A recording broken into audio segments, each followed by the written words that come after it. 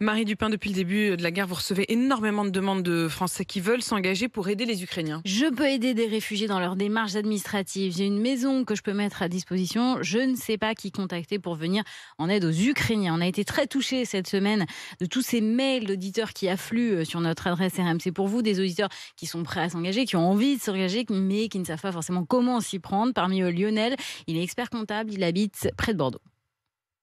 Je sais qu'il y a plusieurs familles, des familles qui sont déchirées.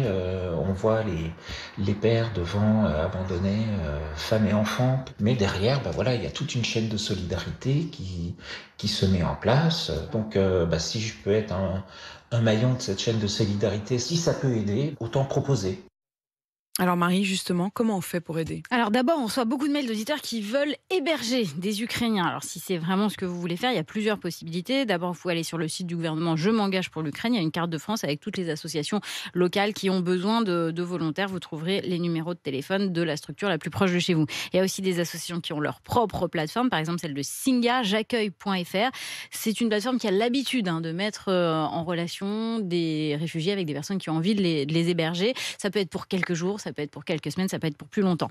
Sinon, vous pouvez aller directement dans votre préfecture et là, on va carrément vous inscrire directement sur la liste des personnes qui sont prêtes à accueillir quelqu'un. Mais apporter son aide, c'est pas forcément héberger quelqu'un chez soi, c'est aussi possible de faire des dons. Et alors là, attention, pas n'importe quel don.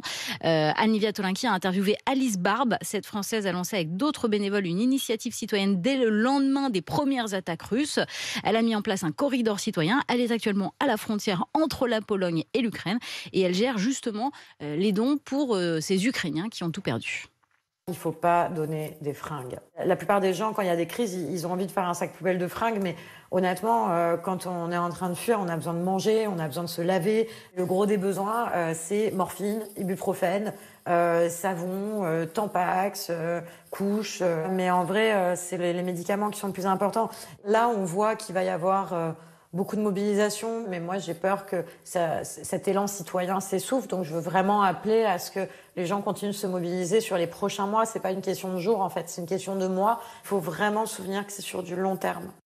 Et dès demain, cette Française va rentrer avec près de 200 réfugiés à bord de bus qui seront logés par des associations en France pour leur faire des dons. Justement, rendez-vous sur la plateforme internet Yambi où une collecte d'urgence a été créée. Je vous mets l'adresse sur le site rmc.fr. Et vous pouvez évidemment écrire à Marie à l'adresse rmcpourvous@rmc.fr. Et puis je vous signale que les préfectures sont particulièrement mobilisées. Le préfet de l'Hérault sera en direct avec nous tout à l'heure à 7h10. Il dit d'ailleurs que mais il le dira mieux que moi tout à l'heure, que si vous voulez pouvoir héberger, vous pouvez aussi vous rapprocher de toutes les préfectures de France, sur les sites des préfectures, pouvoir être mis en relation justement pour pouvoir accueillir. Merci Marie.